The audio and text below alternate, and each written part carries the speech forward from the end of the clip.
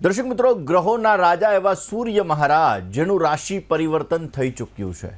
દર્શક મિત્રો, ગ્રહોના રાજા તરીકે સૂર્ય મહારાજ કહેવાય છે ને એવું કહેવાય છે કે જીવનની અંદર ઉર્જા પ્રાપ્ત કરવા માટે, જીવનની અંદર પ્રતિષ્ઠા પ્રાપ્ત કરવા માટે, અરે સરકારી કામકાજની અંદર ફાયદો મેળવવા માટે, ગવર્મેન્ટ જોબ માટે, સરકારી કોન્ટ્રાક્ટ પ્રાપ્ત કરવા માટે સૂર્ય ગ્રહ બલવાન હોવો બહુ જ જરૂરી છે. અને દર્શક મિત્રો, સૂર્ય સંક્રાંતિ, સૂર્ય મહારાજ દર મહિને રાશિ પરિવર્તન કરતા હોય છે અને આ રાશિ પરિવર્તન જ્યારે કરે ત્યારે તે દિવસે સંક્રાંતિ કહેવામાં આવે છે. મીન સંક્રાંતિ 14 તારીખે વહેલી સવારે 6:32 સૂર્ય મહારાજ કુંભ રાશિ પોતાના પુત્રની રાશિની અંદરથી નીકળી દેવગુરુ બૃહસ્પતિની રાશિ એટલે કે મીન રાશિની અંદર પ્રવેશ કરી ગયા છે.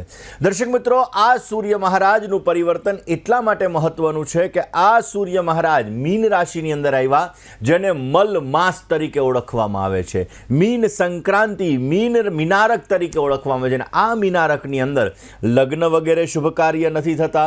કોઈ પણ માંગલિક પ્રસંગોનું આયોજન મીનારકની અંદર કરવામાં નથી આવતું. ઓલરેડી દર્શક મિત્રો, આ સૂર્યની સાથે પહેલેથી જ મીન રાશિની અંદર રાહુ મહારાજ બિરાજમાન છે, બુધ મહારાજ બિરાજમાન છે.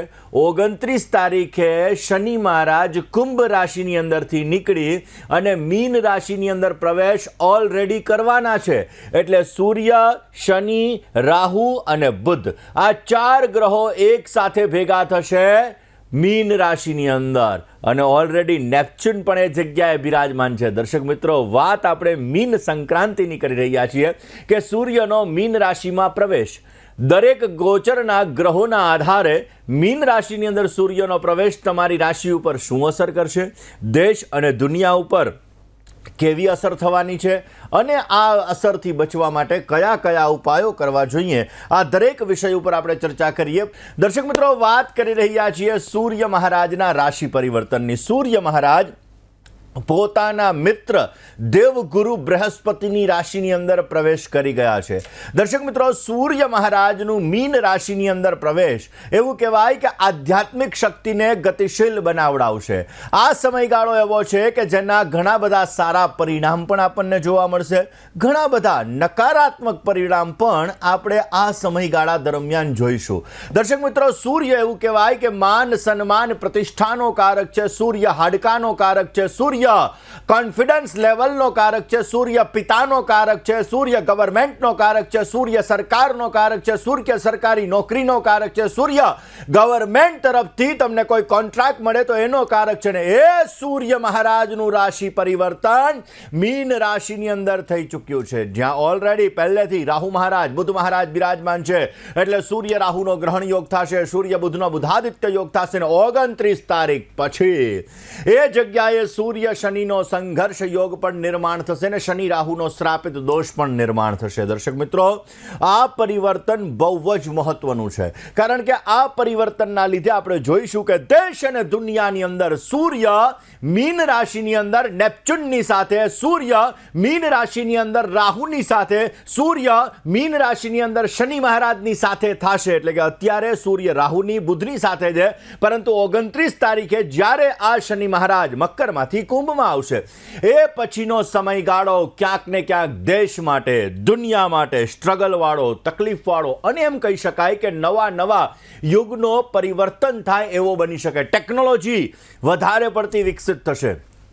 કોઈ મોટા રાજનેતા, કોઈ રાષ્ટ્રપતિ હોઈ શકે, વડાપ્રધાન હોઈ શકે, ગૃહમંત્રી હોઈ શકે, વિદેશ મંત્રી હોઈ શકે, આ દેશ અને દુનિયાની અંદર કોઈ પણ મોટા રાજનેતા ઉપર ઘાત પણ આવી શકે એવા સંપૂર્ણ યોગો આ સમયગાળા દરમિયાન જણાઈ રહ્યા છે. આ સમયગાળાની અંદર શેર બજારની ડાઉન અપની પરિસ્થિતિ ઘણી બધી તેજ રહેશે.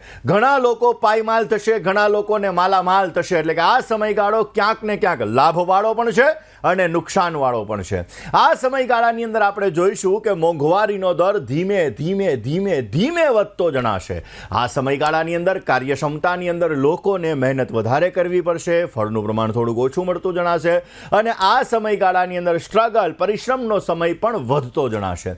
સૂર્ય શનિનો સંઘર્ષ યોગ થવાનો છે, સૂર્ય રાહુનો ગ્રહણ યોગ ઓલરેડી થઈ ચૂક્યો છે. અને દર્શક મિત્રો, આ સૂર્ય મહારાજનું રાશિ પરિવર્તન, કારણ કે સૂર્ય રાહુની સાથે, સૂર્ય બુધની સાથે આવી ગયા છે, એટલે લોકોએ પોતાની વાણી ઉપર કાબૂ રાખવો બહુ જરૂરી રહેશે. વાણીના લીધે સમસ્યાઓનું સર્જન થઈ શકે એમ છે. સૂર્ય કોન્ફિડન્સનો પણ કારક છે ને સૂર્ય ઈગોનો પણ કારક છે.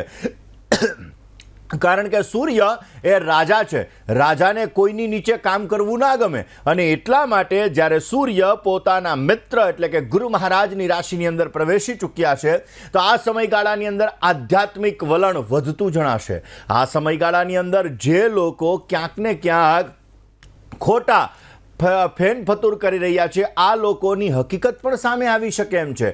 ક્યાંક ને ક્યાંક જોવા જઈએ તો આ સમયગાળો બહુ જ મહત્વનો રહેશે. આ સમયગાળાની અંદર ઘણા બધા પરિવર્તનો આપણે જોઈશું. લોકોને ક્યાંક ને ક્યાંક ધર્મ પ્રત્યેની શ્રદ્ધા વધતી જણાશે.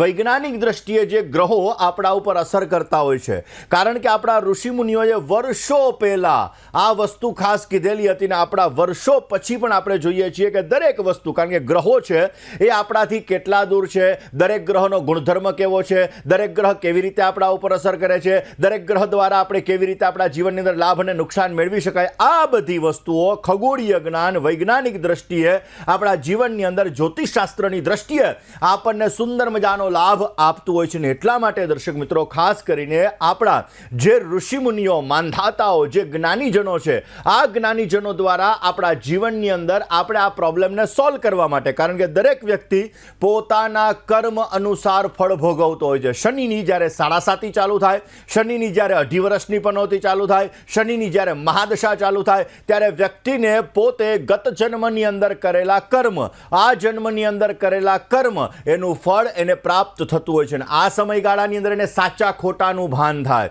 કયા સગાવાલા મારા છે, કયા મિત્રો મારા છે, મારે કઈ રીતે જીવનની અંદર રહેવું જોઈએ, ભગવાન પ્રત્યેની રુચિ, ભગવાન પ્રત્યેની શ્રદ્ધા શનિની પનોતી, શનિની પીડાની અંદર આપણને વધારે પડતી થાય ને એટલા માટે આપણા જીવનની અંદર એ શનિ મહારાજ જે આધ્યાત્મ અને મંદતાના કારક છે, એ આપણા જીવનની અંદર એક અનેરી લાભ પણ અપાવી જાય છે. દર્શક મિત્રો, વાત સૂર્યના રાશિ પરિવર્તનની કરી રહ્યા છીએ કે સૂર્યનો મીન રાશિની અંદર પ્રવેશ થતાની સાથે જ જે લોકો નેતૃત્વ શક્તિની અંદર નિપુણ છે, જે લોકોનું કોન્ફિડન્સ લેવલ સારું છે, જેના જન્માક્ષરમાં સૂર્ય મેષ રાશિના એટલે કે ઉચ્ચના બિરાજમાન છે, જેના જન્માક્ષરની અંદર સૂર્ય મહારાજ સિંહ રાશિના એટલે કે ક્યાંક પોતાના સ્વગૃહી રાશિના બિરાજમાન છે, આવા લોકોને વિશેષ માત્રામાં લાભ મળશે. દર્શક મિત્રો, સિંહ રાશિનો સ્વામી સૂર્ય બને છે, કર્ક રાશિનો સ્વામી ચંદ્ર બને છે, અને એટલા માટે આપણા જીવનની અંદર વિશેષ માત્રામાં મન અને આત્માનો સંબંધ જોડાયેલો છે. એ આત્મા અને મનના સંબંધના લીધે, કારણ કે સૂર્યના તાપથી આ પૃથ્વી ચાલે છે અને ચંદ્રની શીતળતાથી પણ આપણું શરીર અને પૃથ્વી ચાલે છે. એટલા માટે આપણા જીવનની અંદર આ સૂર્યના રાશિ પરિવર્તનનો ઘણું બધું મહત્વ રહેલું છે. દર્શક મિત્રો, આ સૂર્ય મહારાજનું રાશિ પરિવર્તન થશે એટલે મેષથી મીન રાશિના જાતકોને, જે ગઈકાલે સવારે 6 વાગે થઈ ચૂક્યું છે, એટલે મેષથી મીન રાશિના જાતકોને આ 1 મહિના સુધી કેવી અસર રહેશે, કઈ રાશિના જાતકોએ કયા ઉપાય કરવા જોઈએ કે જે ઉપાયો એના જીવનની અંદર સારો લાભ આપી શકે, જે ઉપાયો દ્વારા એના જીવનની અંદર સારી સફળતા મેળવી શકાય, આ દરેક વિષય ઉપર આપણે ચર્ચા કરવી છે. આજે વાત આપણે સૂર્યના રાશિ પરિવર્તનની જ કરવાના છીએ કે આ સૂર્યનું રાશિ પરિવર્તન તમારી રાશિ ઉપર કેવી અસર કરશે, તમારા ઉપર કેવી અસર કરશે, દેશ ઉપર કેવી અસર કરશે, ને એના માટેના કયા ઉપાયો કરવા જોઈએ, આ વિષય ઉપર વાત કરીએ. દર્શક મિત્રો, આ સૂર્ય મહારાજનું રાશિ પરિવર્તન ક્યાંક ને ક્યાંક બહુ જ મહત્વનું છે, કારણ કે સૂર્ય મહારાજ મીન રાશિની અંદર પ્રવેશ કરતાની સાથે જ રાહુ અને બુધની સાથે છે. 29 તારીખે શનિ મહારાજ એની સાથે થશે, અને ત્યારબાદ દર્શક મિત્રો 4 આમ નેપચ્યુનને ગણીએ તો 5 ગ્રહોનો સંયોગ ક્યાંક ને ક્યાંક મીન રાશિની અંદર થવાનો છે. ને આ 5 ગ્રહોનો સંયોગ દેશ અને દુનિયા ઉપર ઘણી બધી અસર કરવાનો છે. 14 એપ્રિલે આ સૂર્ય મહારાજ મીન રાશિમાંથી નીકળી અને મેષ રાશિની અંદર પ્રવેશ કરશે. શનિ મહારાજ ઓલરેડી મીન રાશિમાં રહેશે, જ્યારે રાહુ મહારાજ પોતે મે મહિનાની અંદર રાશિ પરિવર્તન કરશે, કુંભ મીનમાંથી નીકળી અને કુંભ રાશિની અંદર, કારણ કે રાહુ હંમેશાને માટે વક્રી ચાલ ચાલે, ઊંધી ચાલ ચાલે, અને એટલા માટે જ રાહુ પોતે મીનમાંથી નીકળી અને કુંભ રાશિની અંદર પ્રવેશ કરશે. એટલે આ 2 મહિના બહુ જ મહત્વના છે, અને આ 2 મહિનાની અંદર આપણે જોઈશું કે ઘણી બધી ચહલપહલ, ઘણી બધી ઉથલપાથલ આ સમયગાળા દરમિયાન આપણને જોવા મળશે. ઘણો લાભ પણ મળશે, ઘણું નુકસાન પણ થશે.